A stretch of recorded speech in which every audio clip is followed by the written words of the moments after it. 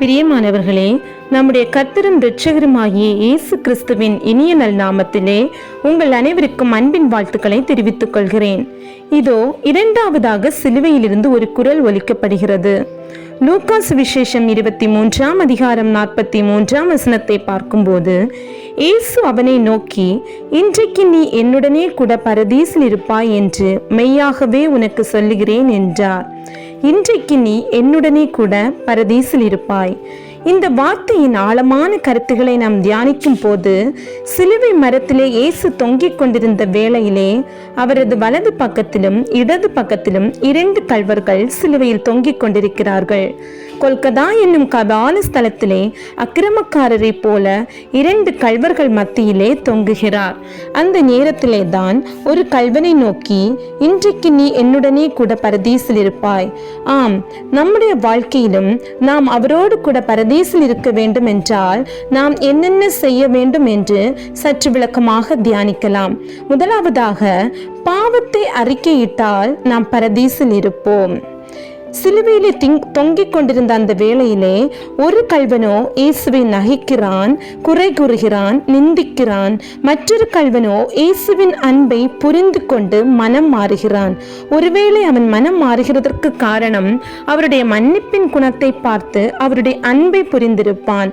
இந்த அன்பை புரிந்து கொண்ட அந்த கள்வனுக்கோ இயேசு அந்த இடத்திலே மீட்பை திறந்து கொடுக்கிறார். இன்றைக்கு நீ என்னுடனே கூட பரதீசில் இருப்பாய் என்கிறார். அப்போஸ்தலனாகிய யோவான் தன்னுடைய 1 நிருபத்திலே சொல்கிறார். 1 யோவான் 1:8 பார்க்கும் போது, நமக்கு பாவமில்லை என்போமானால் நம்மை நாமே வஞ்சிக்கிறவர்களாய் இருப்போம், சத்தியம் நமக்குள் இராது என்று. ஆம் அன்பானவர்களே, இந்த உலகத்திலே நம் அன்பர் இயேசு கிறிஸ்துவை தவிர இந்த உலகத்திலே பாவம் இல்லாமல் எவரும் இருக்க முடியாது. தினமும் ஏதாவது ஒரு விதத்திலே நாம் பாவிகளாய்த்தான் இருப்போம். பார்ப்பதிலே, கேட்பதிலே, சிந்தனையிலே ஏதாவது ஒரு விதத்திலே நம்முடைய கண், காது, இருதயம் பாவ எண்ணத்தில் தான் இருந்து கொண்டிருக்கும். ஆகவே நான் பாவம் செய்யவில்லை, எனக்குள் எந்த பாவமும் இல்லை என்று சொல்லி நாம் ஒருபோதும் தப்பித்துக் கொள்ள முடியாது. 1 யோவான் 1:9 பார்க்கும் போது, நம்முடைய பாவங்களை நாம் அறிக்கையிட்டால் பாவங்களை நமக்கு மன்னித்து எல்லா அநியாயத்தையும் நீக்கி நம்மை சுத்திகரிப்பதற்கு அவர் உண்மையும் நீதியும் உள்ளவராயிருக்கிறார் என்று. அந்த கடைசி நொடியில் கூட, உயிர் பிரிகிற அந்த கடைசி தருவாயில் கூட அருகில் நின்ற தன்னை நினைத்தருளும் என்று கூறிய அந்த கள்வனை மன்னித்து ஏற்றுக்கொண்டு, இன்றைக்கு நீ என்னுடனே கூட பரதீசில் இருப்பாய் என்கிறார். நம் ஆண்டவர் அன்புள்ளவர், இரக்கமுள்ளவர், மனதுருக்கமுடையவர். அவருடைய பிள்ளைகளை பரலோகத்தில் எடுத்து செல்வதே அவருடைய நோக்கம். ஆகவே நாம் நம்முடைய பாவங்களை ஒருபோதும் மறைக்க கூடாது, அறிக்கை வேண்டும். ஏனென்றால் கர்த்தருடைய நாள் இரவிலே திருடன் வருகிற விதமாய் வரும். அவருடைய நாளுக்காக நாம் எப்பொழுதும் ஆயத்தமாய் இருக்க வேண்டும், ஆவலோடே காத்திருக்க வேண்டும். அதற்கு நாம் கரையற்றவர்களாய், பிழை இல்லாதவர்களாய், பரிசுத்தமாய் காத்திருக்க வேண்டும். அவர் வந்த பிறகு நாம் நம்மை பரிசுத்தமாக்க நினைத்தால் அது கூடாத காரியம். ஆம் பிரியமானவர்களே, கர்த்தராகிய இயேசு கிறிஸ்து அந்த சிலுவையிலே தொங்கிக் கொண்டிருந்த அந்த நேரத்திலே தொங்கிக் கொண்டிருந்த அந்த கள்வனை நாம் பார்க்கும் போது, அவன் தன் வாழ்வில் செய்த பாவங்களை அறிக்கையிட்டான், தான் பாவி என்பதை புரிந்து கொண்டான். இன்று நாமும் நம்முடைய வாழ்விலே அநேக பாவங்களை செய்திருப்போம்.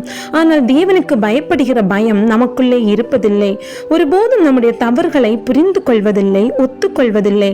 மற்றவர்களைத்தான் குறை கூறிக்கொண்டிருப்போம். ஆனால் ஒன்றை மட்டும் புரிந்து கொள்ள வேண்டும், அப்படிப்பட்ட ஒரு ஜனத்திற்கு நிச்சயமாய் ஒருபோதும் ரட்சிப்பு உண்டாகாது. ஏனென்றால் வேதம் நமக்கு சொல்கிறது, தன் பாவங்களை மறைக்கிறவன் வாழ்வடைய மாட்டான், அவைகளை அறிக்கை செய்து விட்டுவிடுகிறவனோ இரக்கம் பெறுவான் என்று. நாம் நம்முடைய பாவங்களை அறிக்கையிட வேண்டும். அது மட்டுமல்லாமல் அவரை நாம் நம்முடைய சொந்த இரட்சகராக ஏற்றுக்கொண்டு இயேசுதான் உண்மையான தெய்வம் என்று நாம் நம் நாவினால் அறிக்கையிட வேண்டும். அப்பொழுதுதான் அவருடைய ரட்சிப்பை நாம் பெற முடியும். அவரோடு கூட நாம் பரதீசில் இருக்க முடியும். இரண்டாவதாக, நாம் அவர் நிமித்தம் பாடுபட்டால் பரதீசில் இருப்போம். ஒருவேளை நாம் கிறிஸ்துவுக்குள்ளாய் இருக்கும்போது நெருக்கப்படலாம், ஒடுக்கப்படலாம். சில நேரங்கள் மற்றவர்கள் நம்முடைய பரிசுத்தமான வாழ்க்கையை பார்த்து நிந்திக்கலாம், பரியாசம் செய்யலாம். ஆனால் நாம் நம் பரிசுத்தத்தை விட்டு ஒருபோதும் பின்வாங்க கூடாது. ஏனென்றால் நம் ஆண்டவர் நம்மை பார்த்து சொல்கிறார். மத்தேயு 5:11 பார்க்கும்போது, என் நிமித்தம் உங்களை நிந்தித்து துன்பப்படுத்தி பலவித தீமையான மொழிகளை உங்கள் பேரில் பொய்யாய் சொல்வார்களானால் நீங்கள் பாக்கியவான்களாய் இருப்பீர்கள் என்று. 1 பேதுரு 4:16 பார்க்கும்போது, ஒருவன் கிறிஸ்தவனாய் இருப்பதால் பாடுபட்டால் வெட்கப்படாமல் இருந்து அது நிமித்தம் தேவனை மகிமைப்படுத்த கடவன் என்று. 1 பேதுரு 4:13 சொல்லப்படுகிறது, அவருடைய பாடுகளுக்கு நீங்கள் பங்காளிகளானதால் சந்தோஷப்படுங்கள் என்று. நம்முடைய கர்த்தராகிய இயேசு கிறிஸ்து சிலுவையிலே தொங்கிக் கொண்டிருந்த அந்த நேரத்திலும் கூட அவர் அங்கே சுற்றியிருந்த அனைவரும் அவரை பார்த்து சபிக்கிறார்கள், பரிகசிக்கிறார்கள். யூதருடைய ராஜாவா இருந்தால் இவனே இவரை ரட்சித்துக் கொள்ளட்டும் என்று நிந்திக்கிறார்கள். அவரை தூஷித்து வேதனையான வார்த்தைகளை தூற்றிக்கொண்டு போனார்கள். ஒரு கல்வன் சொல்கிறான், நீ கிறிஸ்துவானால் உன்னையும் என்னையும் ரட்சித்துக்கொள் என்று. ஆனால் அந்த நேரத்திலே அவர் இத்தனை பாடுகளை அனுபவித்து பிதாவின் சித்தம் நிறைவேறும்படி பொறுமையாய் இருந்தார். இன்றைக்கு ஆண்டவருடைய வார்த்தையை உண்மையா இந்த உலகத்திற்கு எடுத்து சொல்கிற எத்தனை ஊழியக்காரர்களை வார்த்தையினால் செய்கையினால் பரியாசப்படுத்தி நிந்திக்கிறார்கள் என்று சிந்தித்து பாருங்கள். கிறிஸ்துவின் நாமத்தை தூஷிக்க பிசாசானவன் எடுக்கிற தந்திரமான ஆயுதம் தான் அது. ஆனால் ஒன்றை மட்டும் புரிந்து கொள்ள வேண்டும், அவர் நிமித்தம் பாடு அனுபவிப்பவர்கள், அவர் நிமித்தம் நிந்தை அனுபவிப்பவர்கள் பாக்கியவான்கள். அவர்கள் பரலோக ராஜ்யத்திலே அப்பாவின் மடியிலே இளைப்பாற தகுதி உள்ளவர்கள். அவர்கள் அவருடனே கூட பரதீசில் இருப்பார்கள் என்பதில் எந்த விதமான சந்தேகமும் இல்லை. 1 பேதுரு 3:12 மிகவும் தெளிவாக கூறப்பட்டிருக்கிறது, தீமை செய்கிறவர்களுக்கோ கர்த்தருடைய முகம் விரோதமாயிருக்கிறது. அவர்களுடைய பயமுறுத்துதலுக்கு நீங்கள் பயப்படாமலும் கலங்காமலும் இருங்கள் என்று. அவர் நம்மை பார்த்து சொல்கிறார், நானே திராட்சை செடி, நீங்கள் கொடிகள். ஒருவன் என்னிலும் நான் அவனிலும் நிலைத்திருந்தால் அவன் மிகுந்த கனிகளை கொடுப்பான் என்று. பிரியமானவர்களே, நாம் நம்முடைய வாழ்க்கையிலே இலை உதிராதிருக்கிற மரத்தை போல் இருக்க வேண்டும் என்றால், நல்ல கனி கொடுக்கிற மரமாய் இருக்க வேண்டும் என்றால், அவர் நம்மிலும் நாம் அவரிலும் நிலைத்திருக்க வேண்டும். அப்பொழுதுதான் அவருடைய வருகையிலே நம்மை கூட்டிக் கொண்டு போவார். மூன்றாவதாக, அவரை போல நற்குணங்கள் நம்மில் இருந்தால் நாம் பரதீசில் இருக்கலாம். நற்குணங்கள் என்றால் என்ன? நம்முடைய கர்த்தராகிய இயேசு கிறிஸ்து இந்த பூமியிலே மனுஷகுமாரனாய் வாழ்ந்த நாட்களிலே சுயநலம் வெறுத்து பிறர் நலம் பேணித்தான் வாழ்ந்து கொண்டிருந்தார். அதே போலத்தான் நாமும் சிறியவர்களாய் எளியவர்களாய் இல்லாமல் இருக்கிற, காவலிலே இருக்கிற, கட்டுண்டவர்களாய் இருக்கிற, தரித்திரர்களாய் இருக்கிற, வறுமையில் இருக்கிற ஜனங்களுக்கு நாம் உதவ வேண்டும். ஏனென்றால் வசனம் அழகாக கூறுகிறது, ஏழைக்கு இறங்குகிறவன் கர்த்தருக்கு கடன் கொடுக்கிறான், கர்த்தர் அதை அவனுக்கு இரட்டித்தனையாக திரும்ப கொடுப்பார் என்று.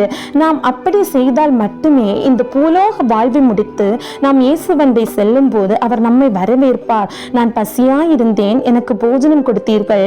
நான் தாகமாயிருந்தேன், என் தாகத்தை தீர்த்தீர்கள். நான் வஸ்திரமில்லாதிருந்தேன், எனக்கு வஸ்திரத்தை கொடுத்தீர்கள் என்று நம்மை வரவேற்பார். அன்று அவர் சரீர தாகத்தோடு இருந்த போது நம்மால் ஒன்றும் செய்ய முடியாமற் போனாலும் இன்று சிறியர்களாகிய தேவ பிள்ளைகளுக்கு நாம் உதவ வேண்டும். ஏனெனில் அவர் சொல்கிறார், இந்த சிறியரில் ஒருவனுக்கு நீங்கள் எதை செய்தீர்களோ அதை எனக்கே செய்தீர்கள் என்று. அது மட்டுமல்லாமல் அனுதினமும் நமக்காக, நம் பிள்ளைகளுக்காக சுயநலத்தோடு ஏறெடுக்கப்படுகிற ஜெபத்திலே மாற்றம் உண்டாக வேண்டும். நம் ஜெபங்களிலே நம் தேசத்தை நினைவு கூற வேண்டும். அழிந்து போகும் ஆத்துமாக்களை நினைவு கூற வேண்டும். அவர்களுக்காக திறப்பிலே நிற்க வேண்டும்.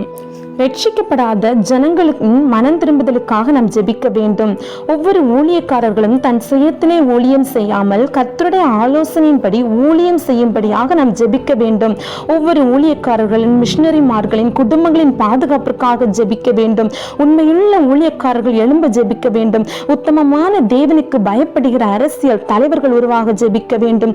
கடன் பாரங்களிலே தவிக்கிறவர்களுக்காக ஜெபிக்க வேண்டும். வியாதியஸ்தர்களுக்காக ஜெபிக்க வேண்டும். குழந்தை செல்வம் இல்லாதவர்களுக்காக ஜெபிக்க வேண்டும். திருமணமாகாதவர்களுக்காக, ஆதரவற்றவர்களுக்காக ஜெபிக்க வேண்டும். ஒரு மலரில் இருந்து நறுமண பொருட்கள் எடுப்பதற்காக அந்த மலரை நசுக்கி பிழிந்து அதன் அழகு அழிக்கப்படும் போது கூட அது அதற்கான நறுமணத்தை வீசிக்கொண்டு தான் இருக்கும். அதே போலத்தான் நம் இரட்சகரும் அந்த கல்வாரி சிலுவையிலே அடிக்கப்பட்டு காயப்படுத்தப்பட்டு இரத்தம் சிந்தி கொண்டிருந்த அகோர வலியால் துடித்து கொண்டிருந்த அந்த வேளையிலும் கூட ஒரு நறுமணம் வீசும் மலரை போலத்தான் அன்பு, பொறுமை, தியாகம், மன்னிப்பு, கரிசனை போன்ற நல்ல குணங்களைத்தான் வெளிப்படுத்தி கொண்டிருக்கிறார். ஆம் பிரியமானவர்களே, நாமும் நம்முடைய வாழ்க்கையிலே அவரோடு கூட பரதீசில் இருக்க வேண்டும் என்றால் அவரை போல அன்பு, பொறுமை, கரிசனை, மன்னிப்பு போன்ற நற்குணங்களை நம்முடைய வாழ்க்கையிலே வெளிப்படுத்தி கொண்டே இருக்க வேண்டும்.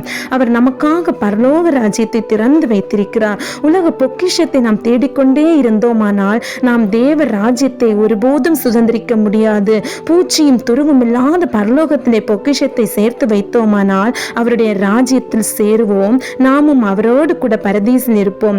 சிந்தியுங்கள். ஆமேன்.